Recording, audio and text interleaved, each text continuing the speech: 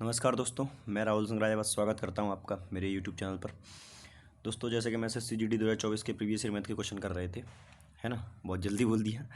तो आइए शुरुआत करते हैं पहले क्वेश्चन के साथ। देखो दोस्तों, इस टाइप क्वेश्चन पहले है ना, इन नंबरों को जोड़ो। तो 8 2 10, 10 4 14, 14 में से 6 जाएंगे बचेगा 13, 14 में से 6 जाएंगे बचेंगे 8। ठीक है। अब देखो, ये 1/4 यहाँ बचेगा, ये 1/4 माइनस का बचेगा, तो ये कट जाएगा।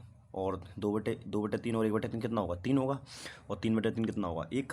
तो 8 + 1 कितना हो जाएगा? 9। मेरा आंसर आ गया। अगला क्वेश्चन देखेंगे। एक बल्ले का विक्रय मूल्य 988 रुपये है। लाभ प्रतिशत 30% है। यदि लाभ 25% हो तो बल्ले का विक्रय मूल्य कितना होगा? देखो दोस्त, एक बात को समझो। 30% लाभ प्रतिशत कितना है? 30%। 30% की फ्रैक्शन वैल्यू होती है 3/10। 10 पे 3 का लाभ मतलब 13 की वैल्यू दे रखी है। तो 13 से काटेंगे, 13 7 91, है ना। और कितना बचेगा? 7। 13 6 78। तो 10 की वैल्यू निकालेंगे, 760 आ गया। मतलब क्रय मूल्य तो 760 है। अब बोला 25% का लाभ पर बेचना। 25% का लाभ मतलब 1/4, मतलब 4 पे 1 का लाभ मतलब 5/4 की बेचेंगे, है ना। 4 से काट लो इसको। 4 एकम 4, 4 नम 36, 19, 19 पंचम 95, यानी 950। ये मेरा आंसर आ गया। आगे क्वेश्चन। ए एक दीवार को 8 दिनों में बना सकता है, जबकि बी से 3 दिनों में तोड़ सकता है। ए ने 4 दिनों तक काम किया, फिर बी केवल 2 दिनों, और फिर बी केवल 2 दिन और दो और दिनों के लिए ए के साथ काम करने के लिए शामिल हो जाता है। ए अकेली दीवार के शेष भाग को कितने दिनों में बनाएगा? देखो दोस्त, ए की क्षमता तो पॉजिटिव रहेगी क्योंकि बना रहा है, बी की क्षमता रहेगी नेगेटिव क्योंकि मिटा रहा है। तो ए 8 दिन में बना रहा है, 8 दिनों में, और बी क्या कर रहा है? 3 दिनों में घटा रहा है। तो टोटल काम मान लेते हैं 24 है। टोटल काम कितना मान लेते हैं? 24। तो इसकी क्षमता आएगी 8 या 24, और इसकी आ जाएगी -8। ठीक है कि नहीं। अब देखो, बोला ए ने 4 दिनों तक काम किया, मतलब 12 बना दी होगी दीवार को, 12 बना दिया होगा। और फिर बी क्या करता है? केवल 2 दिनों के लिए ए के साथ आता है, ए के साथ काम करता है। तो देखो, 2 और दिनों के मतलब 5 घटेगा भाई 2 दिनों में, तो मतलब 5 दीवार कम होगी, क्योंकि 3 इसके प्लस माइनस माइनस होता है। तो 2 दिनों में, अगर 2 दिनों में क्या होगा? 5 माइनस हो जाएगी। एक दिन में 5 माइनस, तो 2 दिन में कितना होगा? 10 माइनस हो जाएगी, मतलब 2 बचेगी 2 दीवार। अब बोला है कि ए अकेले शेष भाग को कितने दिनों में बना देगा। अच्छा बताओ, टोटल काम कितना था? 24। बचा बचा कितना है? 22। तो 22 काम को कितने दिनों में करेगा? 3। तो 22/3 मेरा आंसर आ जाएगा। ठीक है।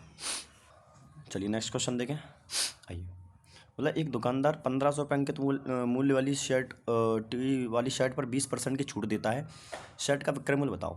देखो, 1500 की छूट है, 20% की छूट देगा, तो 10% होता 15, तो 150 की छूट दे देगा। तो 150 और 300 रुपये की छूट देगा, मतलब 1200 आंसर। भाई 20%, 1500 की शर्ट है, 20% मतलब 1/4, तो 1/4 1/5 सॉरी।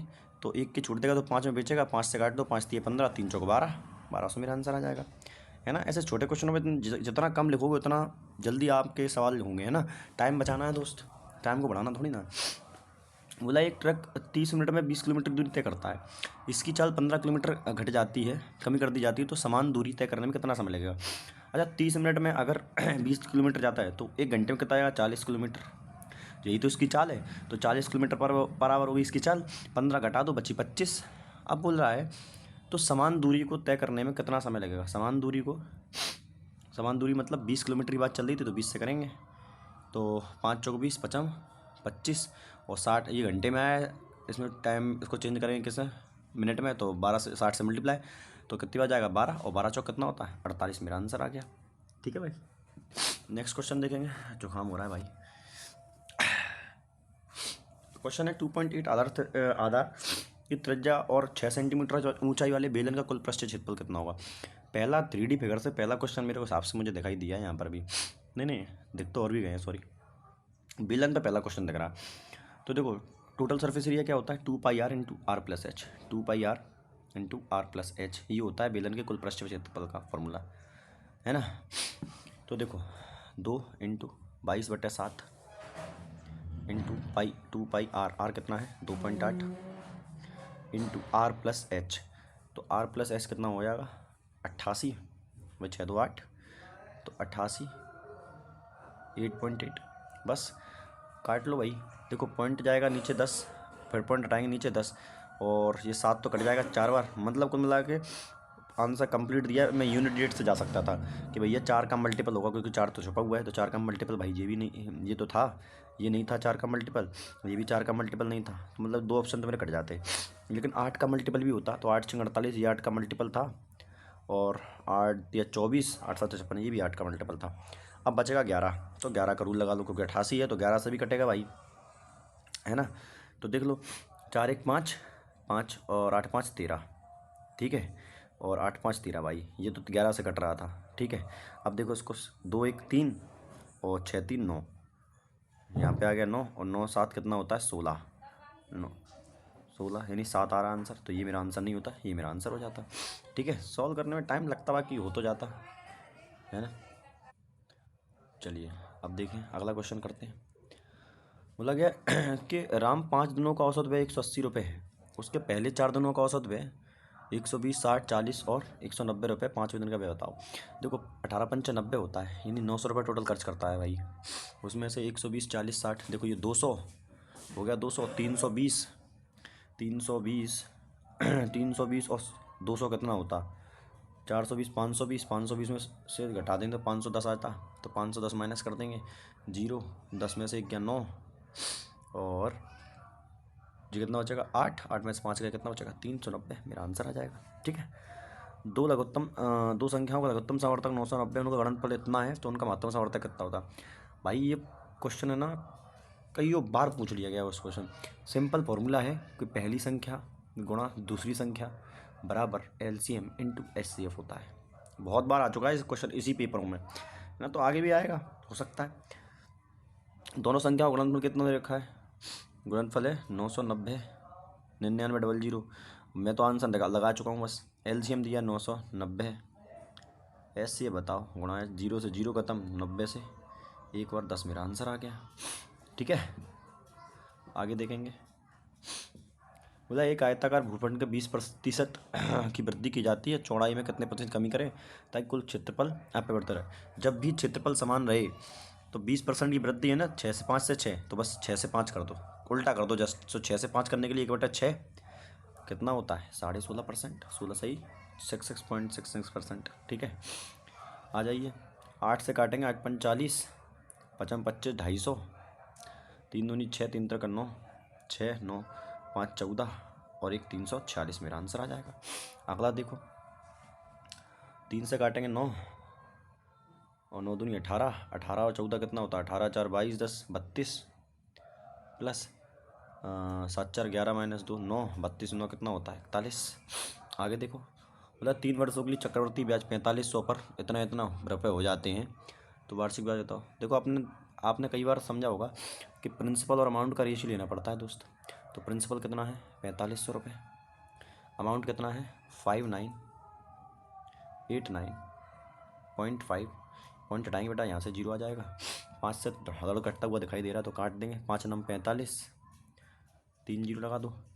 5 से काटेंगे, 5 1 5, 5 1 5, 5 9 45, है ना, 5 7 35, 4 5 9 45, ठीक है ना। 9 से कटता हुआ दिखाई दे रहा है मुझे, तो कट रहा है भाई, 1000 आ रहा है।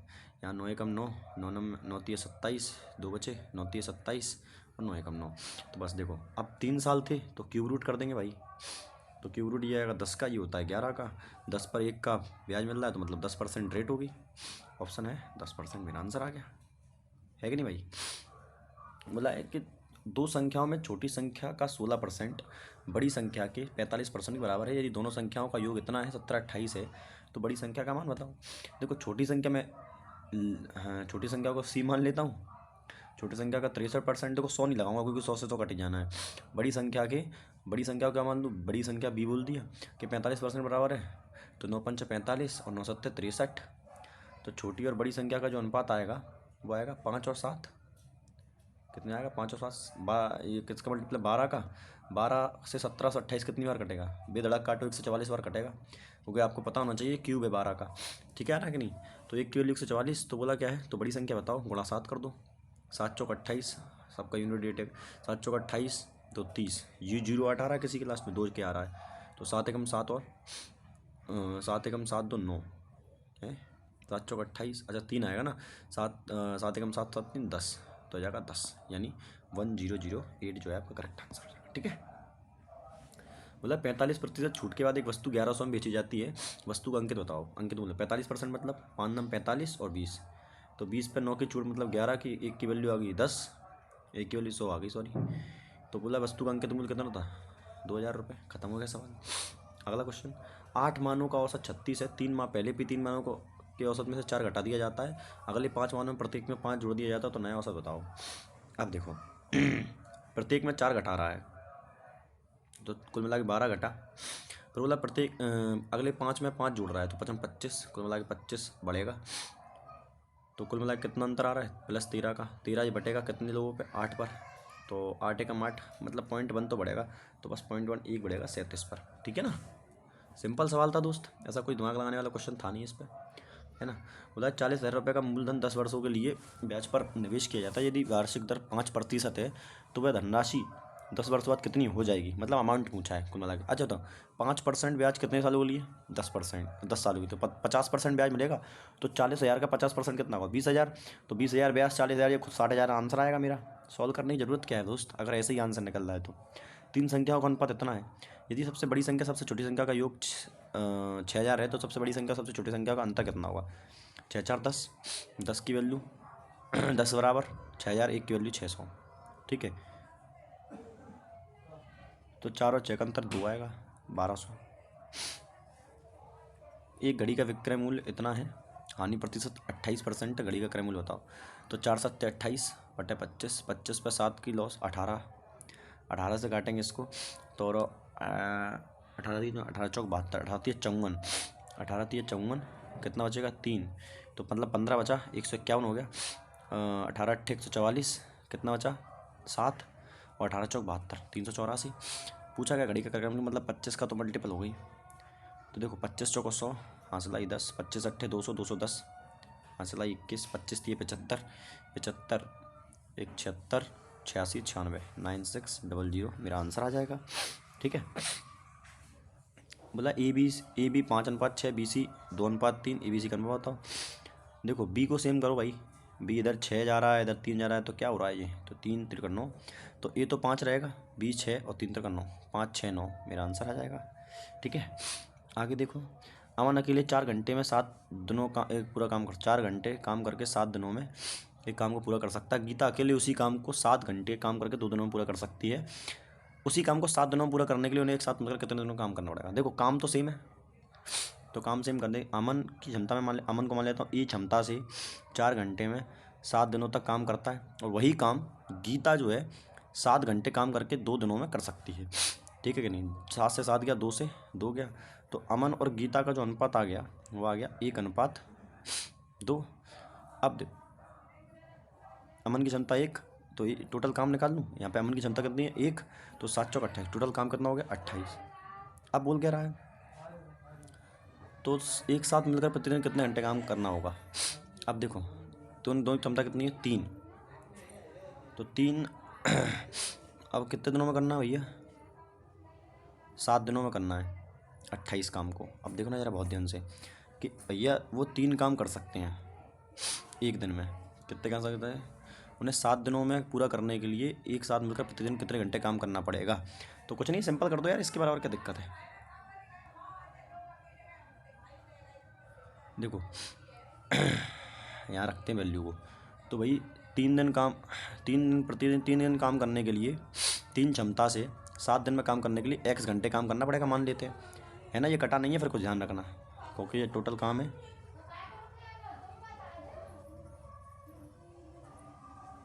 अब देखो 7 से तो 7 चला ही जाएगा, तो जाएगा 4/3, कितना आ जाएगा, x की वैल्यू निकलेगी 4/3, कितनी निकलेगी भाई 4/3। अच्छा क्वेश्चन था दोस्त।